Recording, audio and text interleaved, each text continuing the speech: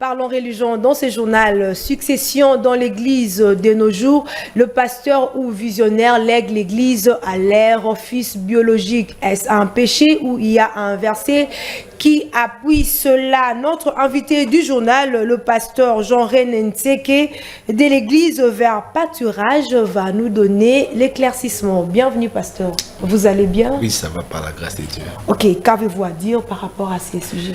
Et bon, par rapport à ces sujets, la succession dans l'église, moi je ne trouve pas les débats qu'on peut faire dedans, parce que c'est biblique premièrement. Il faut savoir que c'est biblique. Quand on parle d'un pasteur, un pasteur c'est un sacrificateur qui fait l'œuvre de Dieu, qui est comme étant un aigle, qui est comme étant un ange de l'église.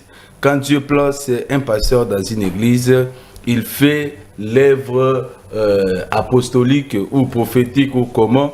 Alors cet homme de Dieu est considéré ou appelé sacrificateur. Alors un sacrificateur dans la Bible, si vous lisez le livre d'Exode chapitre 28 verset 41 à 43, Dieu ordonna à Moïse de oindre Aaron et ses enfants en devenant sacrificateur. Cela veut dire, Dieu sait qu'à la mort d'Aaron, ses enfants vont rester pour succéder ce que leur père est en train de faire. Et c'est pour cela que vous allez voir dans les églises, il y a des enfants qui sont formés. Il y a des enfants de pasteurs que Dieu aussi a appelés. Il y a des enfants de pasteurs qui savent faire l'œuvre de Dieu. Mais le mal avec nous, si aujourd'hui, le pasteur lègue la place à son fils, ça devient comme une entreprise. Bon, malgré il y a des gens qui est en train de le faire en étant business, il va remplacer son fils afin que l'église ne reste pas une autre personne. Mais au moins, il y a des enfants, des hommes de Dieu qui sont appelés de servir Dieu comme leur père. Ce n'est pas un péché. Mais vous ne trouvez pas que ça lèse aussi celui qui a commencé, qui a débuté l'œuvre avec le pasteur? Je ne parle pas de son fils biologique, mais le fils spirituel. Et lui sera en second lieu. On prend le fils biologique, on le met juste pour protéger les intérêts physiques. Merci. Madame, le problème avec nous dans les églises, c'est quoi? Il y a des gens qui pensent, quand ils prêchent, quand il était auprès des visionnaires, il devient lui aussi leader. D'abord, le mot leadership, on naît avec la leadership. Ce n'est pas une chose qu'on devient après. Cela veut dire que vous devez d'abord avoir l'appel de servir Dieu.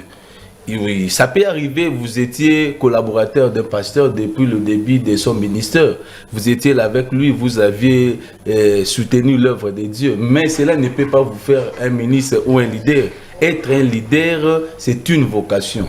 Être un ministre de Dieu, c'est une vocation. Si vous n'étiez pas appelé de servir Dieu et que l'enfant de pasteur était appelé de servir Dieu, moi je ne trouve pas une mauvaise chose dedans. Ok, votre dernier mot. Bon, je peux encourager les hommes de Dieu d'encadrer aussi leurs enfants. Nous avons aussi besoin que nos enfants deviennent aussi des serviteurs de Dieu. Si aujourd'hui l'enfant d'un pasteur devient koulouna, devient voleur, on va l'accuser. Et voilà l'enfant d'un pasteur qui est koulouna, qui est voleur. Mais si nos enfants deviennent à être des ministres de Dieu, cela commence à nécessiter des injures, des critiques. Moi, je pense que il est important pour nous les pasteurs de préparer aussi nos enfants, pas de préparer s'il n'a pas l'appel. Si vous sentez en lui il y a l'appel de servir Dieu, préparez-les, peut-être c'est lui qui sera votre successeur demain. S'il n'a pas aussi l'appel de servir Dieu, et moi j'aimerais de mettre la confiance à celui que Dieu avait donné auprès de vous au début de votre ministère. Merci de répondre à notre invitation. Merci madame. C'était le pasteur Ren Tseke de l'église vers Pâturage. Poursuivons ce journal. Le Real Madrid a décroché son 36e titre de champion d'Espagne grâce à son net succès face à Cadix 3-0 et la victoire de Jérôme